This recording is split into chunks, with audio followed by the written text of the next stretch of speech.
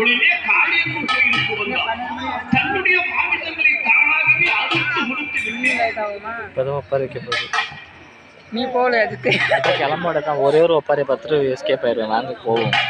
வெட்டிட்டாலே நான் கிளம்பிடுவேன். ஒரு வெட்டினா நான் அங்கே போய்